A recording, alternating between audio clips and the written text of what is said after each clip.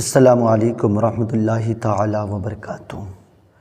اگر آپ کی شادی کو بھی کئی سال گزر چکے ہیں اور ابھی تک اولاد نہیں ہے تو پھر میں حاضر ہو گیا ہوں سورہ مریم یعنی قرآن مجید کی ایک پھر ایسی معتبر صورت کو لے کر، جس کے بارے میں ہم آپ کو بتائیں گے کہ اس کے پڑھنے سے آپ کو کس طریقے سے اولاد ہوگی۔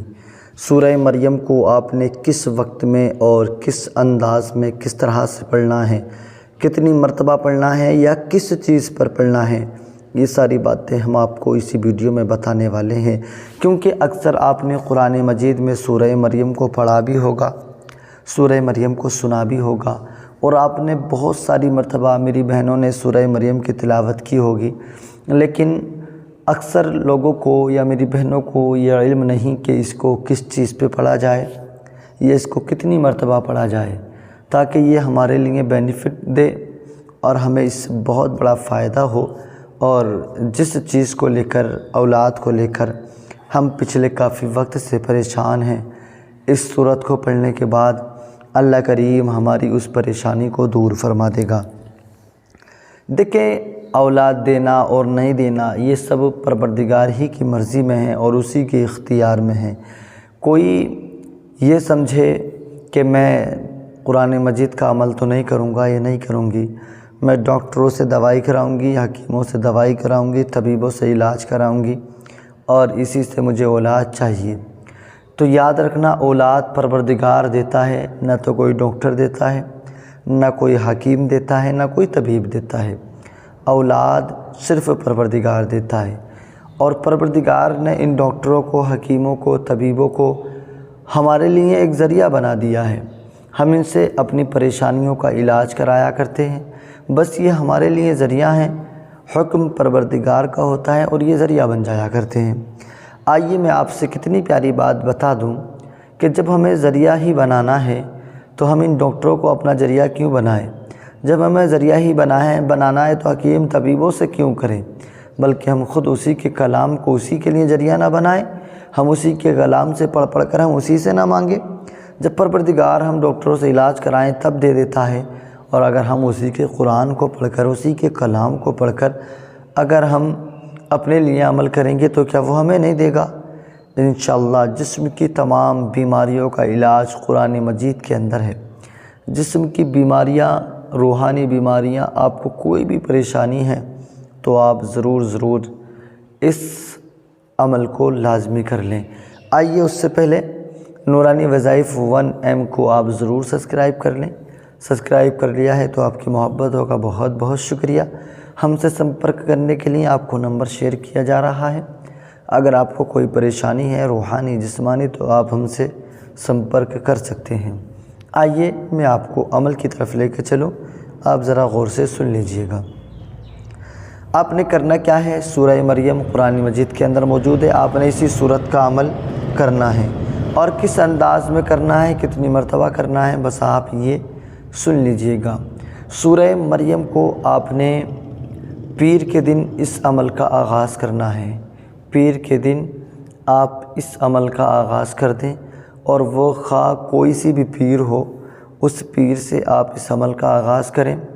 پیر میں پڑھیں، منگل میں پڑھیں، بدھ میں پڑھیں، اسی طریقے سے اس عمل کو 7 روز تک کرتے رہیں۔ پیر سے پیر تک اس عمل کو آپ کرنا، اور کس طریقے سے آپ کو پڑھنا ہے، اور میں یہ ساری باتیں آپ کو بتانے کے لیے جا رہا ہوں۔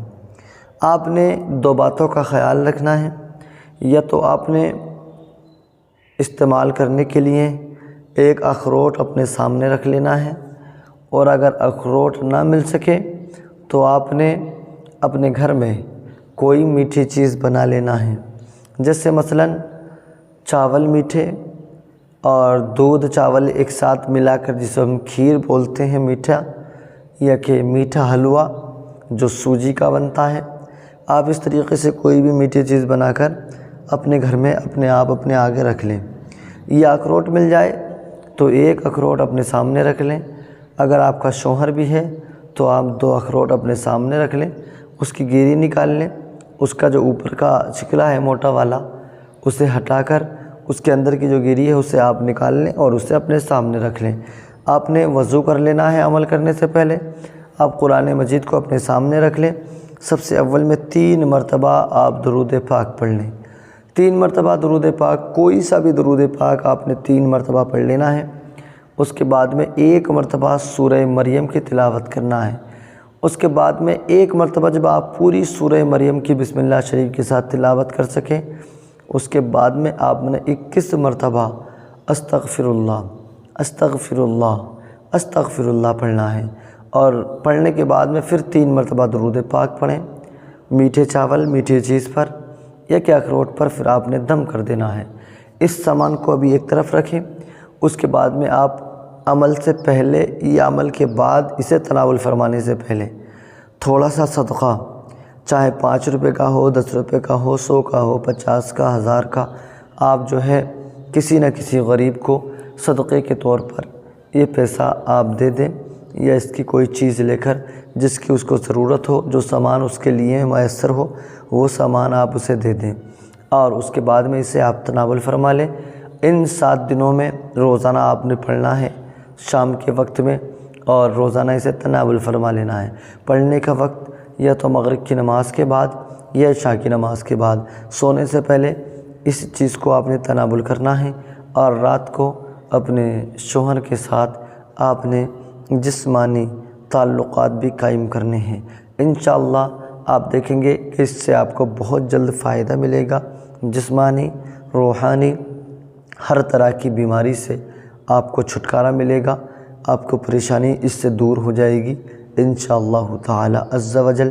آج میں اپنی ان تمام بہنوں کے نام کو لے کر دعا نہیں کرا پاؤں گا، کیونکہ آج میں اپنے روم سے باہر ہوں اور طبیعت بھی تھوڑی ناساز ہے۔ آواز آپ دیکھ رہے ہیں، آواز متاثر ہے، اس لیے میں آج آپ کے لیے دعا تو نہیں کرا پاؤں گا نام لے کر، لیکن ہاں المختصر میں آپ سب کے لیے مل کر یہ دعا ضرور کر سکتا ہوں۔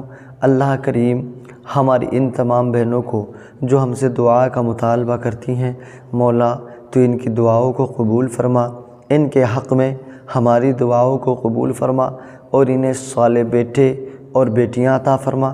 جن کے پاس کئی بیٹیاں ہیں، خواہش ہے بیٹے کی، پروردگار تو انہیں بیٹا عطا فرما۔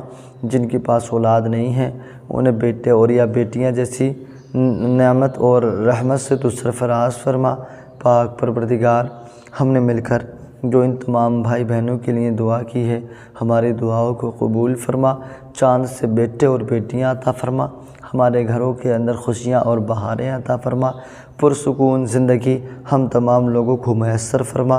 پروردگار، ہم نے مل کر جو دعا کی ہے حضور صلی اللہ تعالیٰ علیہ وسلم آپ کی آل کے صدقے تیری بارگاہ میں پیش کرتے ہیں، قبول فرما۔ وصلی اللہ تعالیٰ علی خیر خلقہ و نور عرشہ محمد وعلی آلہ وصحابہ اجمعین برحمتک یا ارحم الراحمین، باق لا الہ الا اللہ محمد رسول اللہ صلی اللہ تعالیٰ علیہ وسلم۔ خدا حافظ۔